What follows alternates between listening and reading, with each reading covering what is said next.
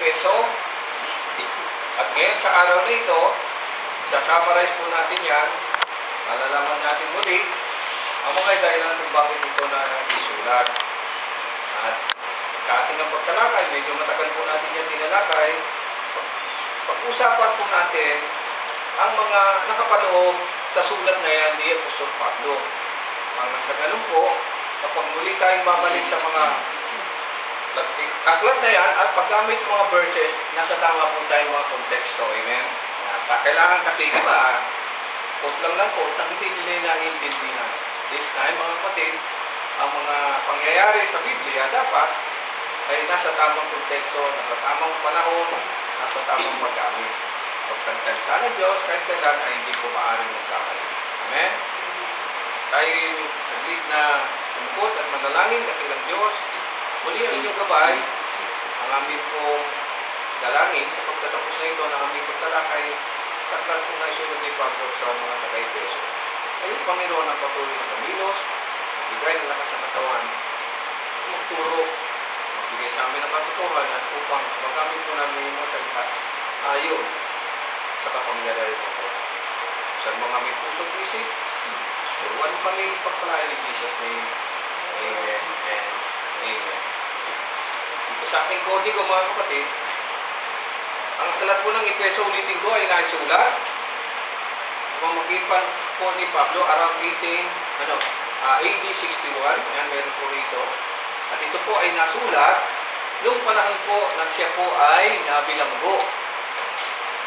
So yung aklat ng Efeso, paborito to ng ng mga Kristiyano kasi nakasulat dito, nandito isang pananampalataya, isang Panginoon, isang paglilingkod, lahat ng isa nandito.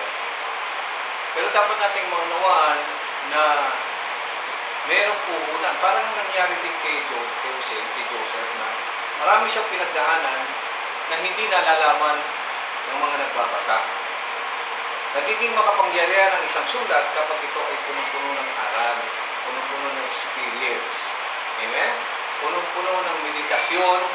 At makikita natin ang story nito sa aklat po ng Acts. Tingnan natin muli ang Acts chapter 19 kasi ito yung pinagmulan ng pagpunta ni Apostol Pablo sa Efeso. Alagay natin sa konteksto, bakit niya sinabi yung mga sulat na inilagay niya rito? Like for example, pag binasa natin dito sa 6th chapter, di ba? Sabi rito, sabi ni mula kay Pablo na naging apostol ni Kristo Jesus ayon sa kalooban ng Diyos sa mga kapatid at tapat na namumuhay sa Kristo Jesus, sumainyo ang pagpapala at kapayapaan mula sa Diyos na ating Ama at Panginoon sa Kristo. Verse 3, magpasalamat kayo tayo sa Diyos at Ama ng ating Panginoon, pinagkalooban niya tayo ng lahat ng pagpapalang espiritual at pakikipag-isa kay Kristo. Yung sulat niya, at sa ating pakikipag-isa, hilirang na niya tayo bago pa nilikha ang sanlibutan. Kasi sinasabi ko naka na yung pagkalika, yung pagkahirang sa atin, predestinated na, sabi sa English yun. Hinir niya tayo sa English din. Tama ba predestination? Verse 4. Pakibasa. Ephesians 1:4.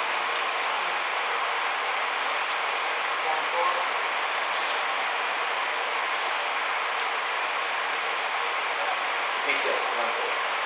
According as He had chosen us in Him before the foundation of the world. Before the foundation of the world, predestination.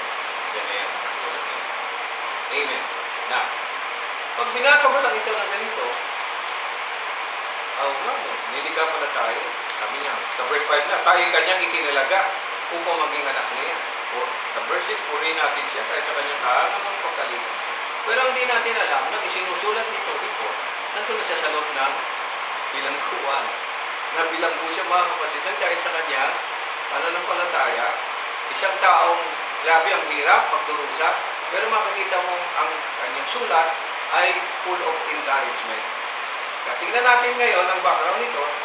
Ano ba nangyari? Bakit nagkaganon? Paano masasabi ng isang lingkod ng Diyos ang mga talatang ito sa ganon kung tutusin, in reality, puro pagsubok siya, puro trial siya, at yun nga, nakatulong siya. Tingnan natin sa Acts chapter 19, dito mga kapatid, sabi rito, Si Pablo sa Efeso, ito po yung konteksto niya mga kapatid. Ano nangyari nung time na ito? Sabi nito, samantalang nasa Corinto si Apollo, si Pablo naman ay naglagos sa mga dakong bulubultik ng lalawigan hanggang sa dumating sa Efeso. Kung meron kayong mapa, makikita niyo mga kapatid, ito nga, may mapa, makita niyo na ito yung kanyang, sabi rito mga kapatid,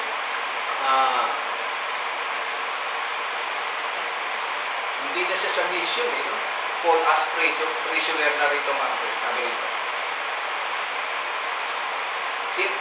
Napunta siya sa Efeso.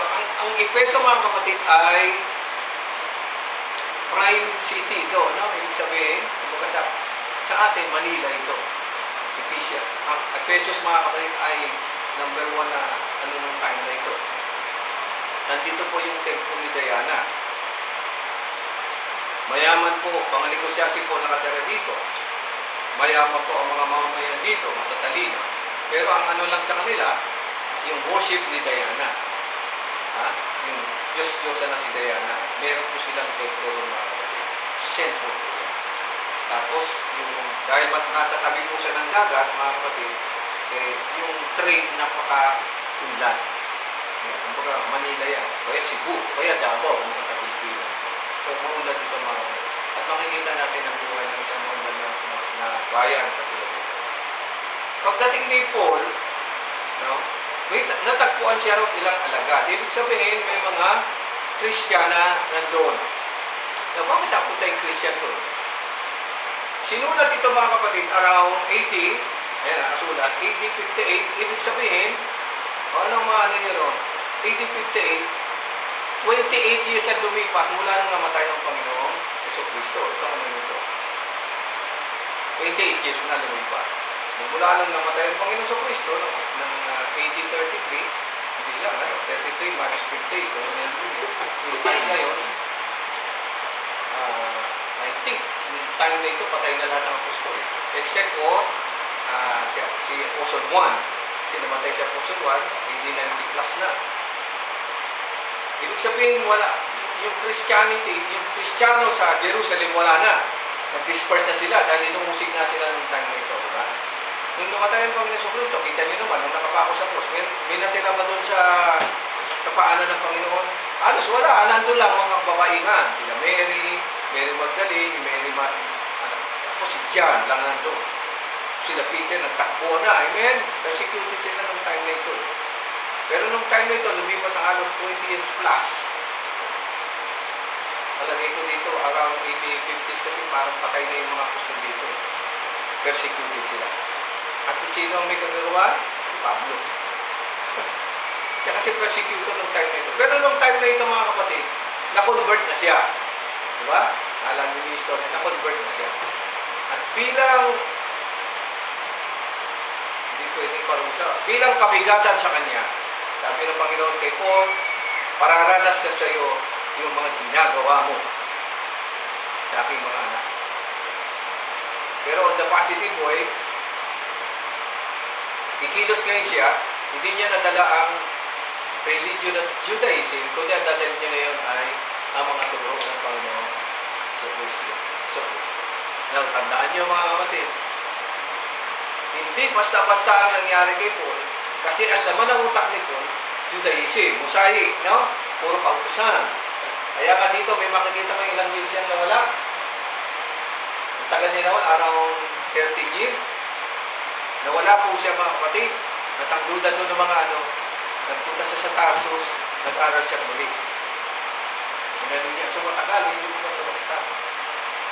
Pag-aaral ng salita ng Diyos. Porque nakabasa ka nito, naintindihan mo na. Ako, dumda ako mga kapatid, sa karamihan ng mga Kristiano ngayon, kung alam nga nila kung ano ang nilalaman nito mga kapatid. Kating basahin, maaaring pero pag mali ang konteksto, mali ang interpretation nito mga kapatid. Hindi basta-basta ito nagagamit. Amen. Kaya sabi nga sa philosophy ng mga Hudyo, kapag hindi ka nag-reach ng 70 years old, wisdom, walang wisdom po. Okay, parang totoo naman. Kasi panahon natin ngayon, ano ba marami? Cellphone, lang ang ginawa, mag-cellphone, social media, puro gano'n. Pag ano natin, lalong tatagal ang pagpasok ng knowledge patungkol sa Diyos kasi natatabunan worldly technology. Amen? So, iba-iba tayo ngayon ng komunikasyon. Noong time na ito mga kapatid, halos wala ng mga apostol dito, persecuted yung iba talaga dito, patay na mga kapatid, si Paul na ngayon ang ginamit ng Panginoon Diyos. So, AD ano siya? Around, punta siya rito sa around 80-50, minus 30. Palagay na natin 20 years ang lumipas, bago nang isip niya, yung mga persecuted na Christian nagtakbuhan po. Pag persecuted ka, ang gagawin mo? Pag tinignan ninyo ang history mo, pag persecuted ang unang Kristiyano, inukulong po talaga. Pinapatay. Kung nakita ninyo mga kapatid yung mga Kristiyano pinapakain sa leon, panood mo ba yun? Ano? Okay. Hindi ba napapanood nito? Yung sa cellphone na, no? Ang tawag natin ito, yung gladiator. Yung mga gladiator ng time. Gusto po yan sa Rome nung araw, yung mga slaves, yung mga alipin. Ilalaban yan doon sa kapwa slave, patayan yun. Tapos, katuwaan nila, pakakawalan yung leon sa gitna ng arena, tapos pakakain yung mga Christian sa ganun. So, most of the Christians talaga ng mga kapatid, sa Jerusalem, wala na. Kung matira ka doon, nakakulong. Kung di ka nakakulong, pakakain ka sa leon. Kaya ang ginawa ng ibang Christian, nagtakbuhan. Kaya iba may napunta sa Rome, may napunta sa Galacia, sa Efeso. Kaya mababasa ninyo dito yung mga kapatiran na ligaw doon. Yun ngayon ang sinususog ni Paul sa kanyang missionary, puntahan niya yon at aralan. Kasi wala na sila sa sentro ng Christianity, wala na po sa Jerusalem. In fact, ang unang Kristiyano, tinawag na Kristiyano saan? Alala niyo? Sa Antioch. Ang Antioch po ay nasa labas na po yun. Ang tumawag lang na Kristiyan, yung mga hindi Kristiyan. Yung mga Kristiyano. Bakit natin na Kristiyano? Tagasunod ni Kristo. Kasi ang Christianity nung araw ay kulto. Sa kanila kulto, yung another form ng religion sa kanila. Alam niyo ba kung kailan naging formal ng Christianity? It is around 320 na. Sa council ng Nicaea, mga council, at na organize na gusto ang ating calendar, yan, in Christianity, around 500 BD. Ang tagal, 500 years ang lumipas. Ilang generasyon ang nawala? Ang isang generasyon ay 40, sa 500, divided by 40, ilan yun? Halos 10 generations ang lumipas. Ganun po yung mga. So, ang pagsuno ng Christianity ay hindi po basta-basta. In fact, tama po yun. Kasi ang sabi ng Bible, ang pangako ay para sa inyo. Diba? Acts 2:38. Sa lahat ng tatawagin sa inyong mga anak, inyong mga apo, sa third generation, sa lahat ng tatawagin. Tuloy na nga dito. Ang kaligtasan ng kaluluwa, hindi yan nagsisimula sa iyo. May sinimula. Maraming magagalit sa akin, pero yan po. Nagsimula ang salvation sa panahon ng Panginoong Jesucristo.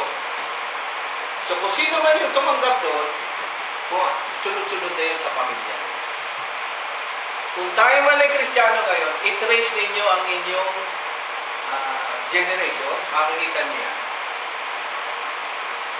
Kung bakit ka narito.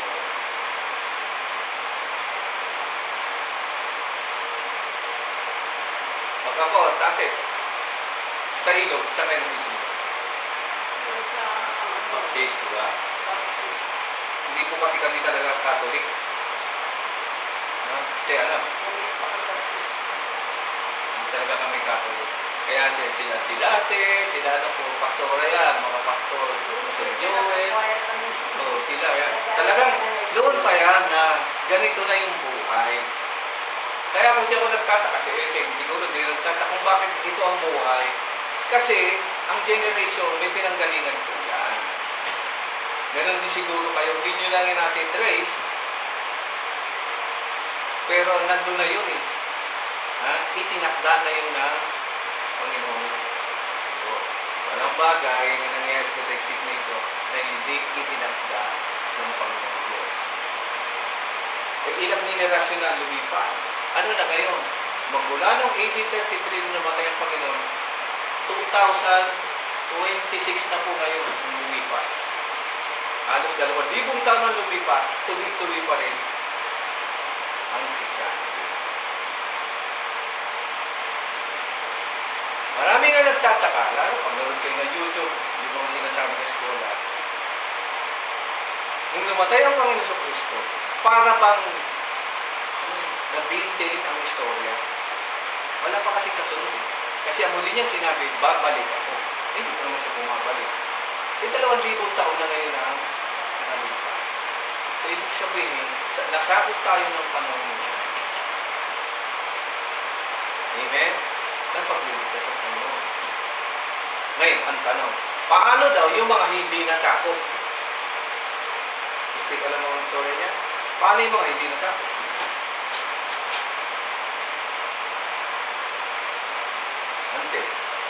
Ate, alam mo siguro.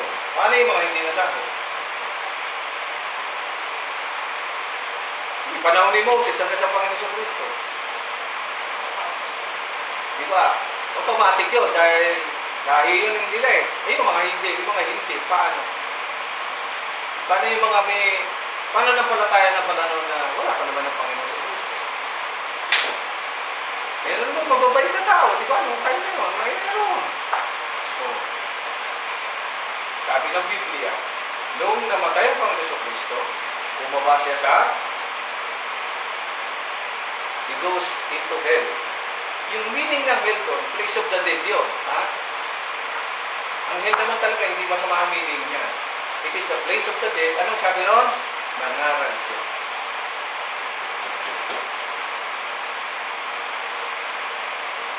Ngayon nyo lang manalil din, nakasulat po dito eh. Nang namatay siya, sa bumaba, sa kailaliman, siya'y nangaral, sumakit sa ito.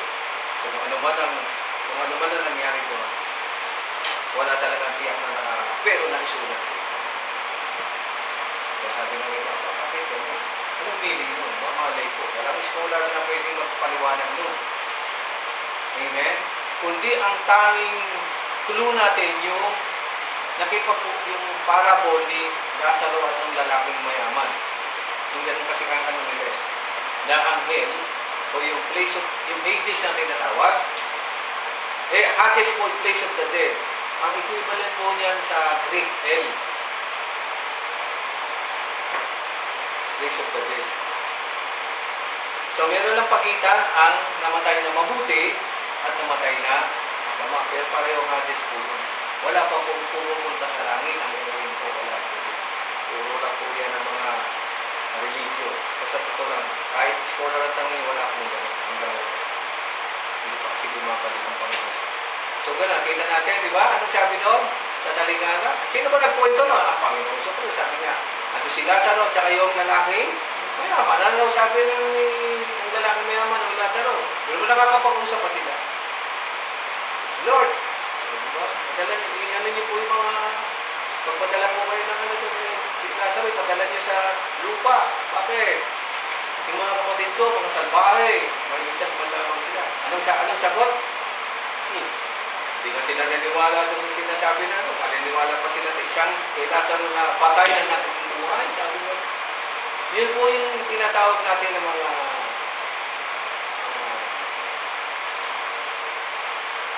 wala pa kasi kayo intindi, no?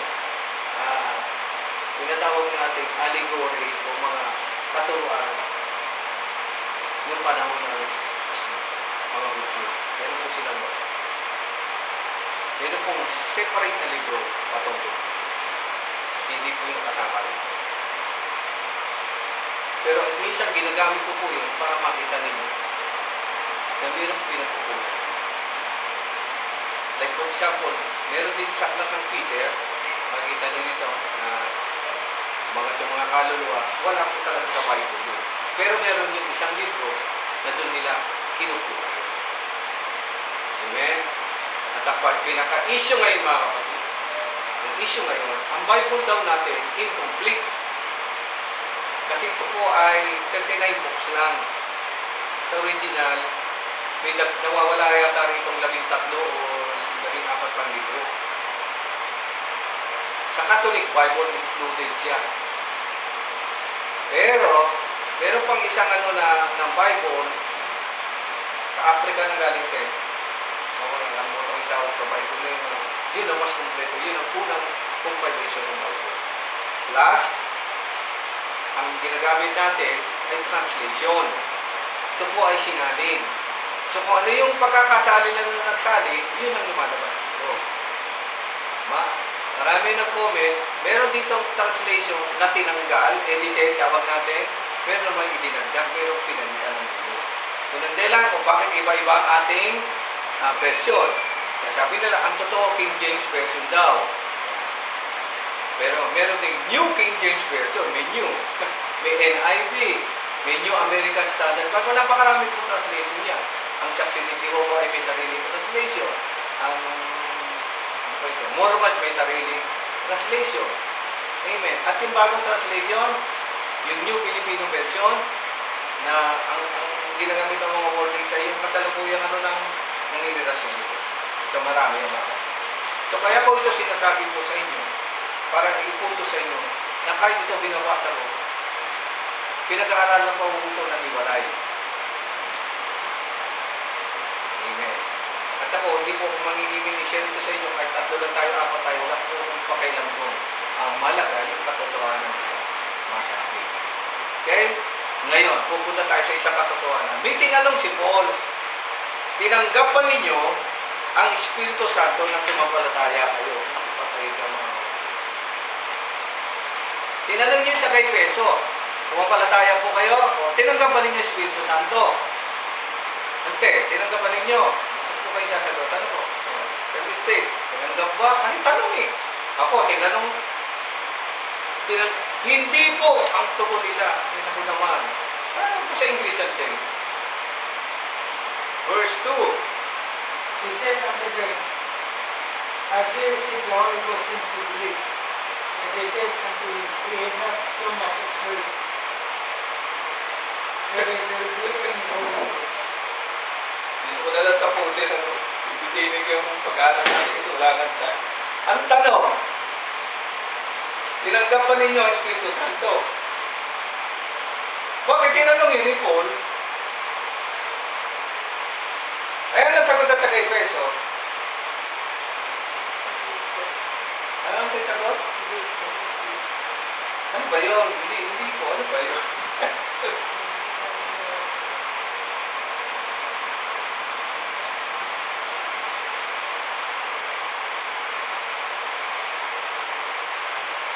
I think, ito ang pinaka-best question na itanong mo sa sino man nagsasabing Kristyano siya.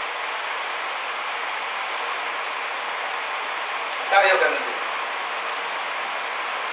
O yung sis, Christian ka pala, tinanggap mo ba Espiritu Santo? Alam niyo yung sasagot. Ako. O di Pentecost ka, sasagot ka. Nagsiking kami ng Holy Spirit. Nabutan niyo po yun. Nagsiking ka lang. Pero bata pa kayo, hindi ko na Holy Spirit. Ay, napot natin yun. So tayo, ay, yung hindi Pentecostal, na hindi mo mahilig sa Espiritu, anong sasagot? Pareha siya nasagot. Ano yun? Hindi namin alam na may ganun na. Bilang natin. Kung gayon, saan kayo na bautismo? Naku po, malawang tanong. Sa bautismo ni Juan, kaya naman pala pinaliwanag. Ang bautismo ni Juan ay tanda ng pagsisisi. Ngunit, sinabi niya sa mga Israelita na dapat silang sumampalataya sa darating na kasunod niya sa mga katuwing bagay kay Jesus. Tama.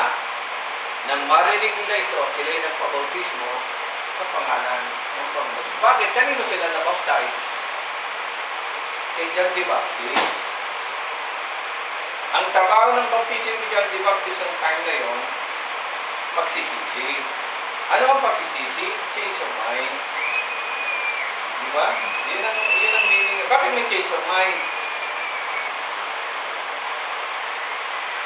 Bakit kailangan mo magbago ng isip? Kasi masyado po silang nahirati sa Ten Commandments, sa ano ni Moses. Yun lang po ang sinusunod. 613 po yun mga kapatid. Ang dami no. Yun lang nakapokus sila. Nung dumating na ang Panginoong Hesus, yung Kristo na inaantay, hindi nila yun na-recognize. In fact, pinapako pa nila. Kaya pagsisisi, nagbago sila ng isip. Amen. Kung kanina ka po nabautismuhan, doon ka po mananampalataya dapat.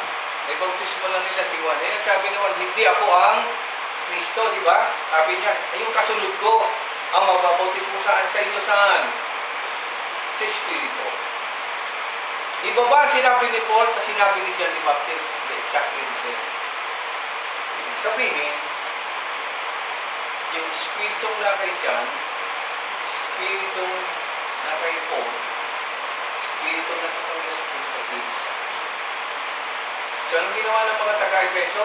Tama, nagmarinig nila, verse 5, nagpabautismo sila sa pangalan ng Panginoong Hesus. Pagkatapos, pinatong ni Pablo ang kanyang kamay sa kanila, bumaba sa kanila Espiritu Santo, at sila'y nagsalita ng iba't ibang wika at nagpahayag ng salita ng Diyos. Pumugit kung mula ang 12 lalaki lang sila mga. Mahirap po itong nangyari nito. At ang tanong po kasi dito, dapat bang ganito rin ang mangyari sa akin? Na dapat mapusipos ka ng Espiritu Santo. Pag tinanong natin ang mga religion ngayon, hindi po nila ito tatanggapin. Pentecost lang ang tatanggap nito. Kaya magsisik ka ng Holy Spirit. Tapos, ayun pa, meron pang sumunod. Speaking in tongues. Pagkatapos, ayun, sila yung nagpahayag. Meron speaking in tongues na may practice. Pag speaking in tongues ka naman, tinanggap mo na ba Espiritu Santo? Ang hirap mo na. Ikaw din, speaking in tongues ka? Diba? Walang yata ng speaking in tongues. Hindi ko pang alam ng speaking in tongues. Nagulan lang pati ang pag-speaking. Naintindihan mo ba pa sa sinabi mo? Hindi ko na nga naalala eh. Kasi ganun noon eh. Kaya si Tat, ayan. Para i-check. Para isa i-check. Buti mo na siya. Nang-speaking ka sir, hawa po ang beat. Di ba napanood niyo yun sa simbahan? Catholic, ano? Hawa po ang beat. Saka sa ako nagintin na tawid. Sinanaman na natin. Mabuti tayo isang taon dito bago natin tapos. Pataiwan ko lang sa inyo yung lalagay ko na lang sa question nyo sa YouTube. Sinanggap pa ninyo ang Espiritu. Basic pala yun. John chapter 3 verse 3 kasi, except a man be born of water and of the Spirit, he cannot enter into the kingdom. Malibang ang tao ay panganak sa tubig, yung bautismo yun, at sa Espiritu. Parang yung bautismo yun, na hindi ka pag-aaral. Doctorate degree na yata itong ginagawa natin. Pero kailangan natin itong maintindihan sapagkat napakaraming version ito. Kasi meron din nagsasabing tumanggap daw sila sa Spirit. Wala rin naman. Ilang beses tayo bautismo ang tayo. Diba? Ano, nakatatlo na yata tayong bautismo na yun. Sa kabila natin, kabautismo. Hindi, mali yan. Bautismo ulit. Hindi, mali yan. Bautismo ulit. Meron sa Daraitan, meron dito sa may Real, no? Sa bahay ni Mr. Pepe. Wala ka na. Meron pa ba? Sa Ito naman daw bautismo sa kapabaan dito sa... darat. Ako lang mag-isa bautismo, ano? Ang dami-daming, tingin ko, ako lang pala. Ano kaya? So, gagawin natin ganito mga kapatid. Dahil nagawin tayo rito. Kung meron kayo question, i-question na ninyo. Kung meron yung question para masagot natin. Ayan, question 10. Tinanggap naman ninyo yung Espiritu ng Panginoon. Hindi na pa na. Wait, ito ba yung bilang tanong? Wala naman sino, wala naman kabumbong nito, bata pa eh. Kailangan pa ba natin tanggapin ang Espiritu ng Panginoon? Yan yung malaking question. Yung bang tanong na yan ay ano pa rin sa panahon natin ngayon?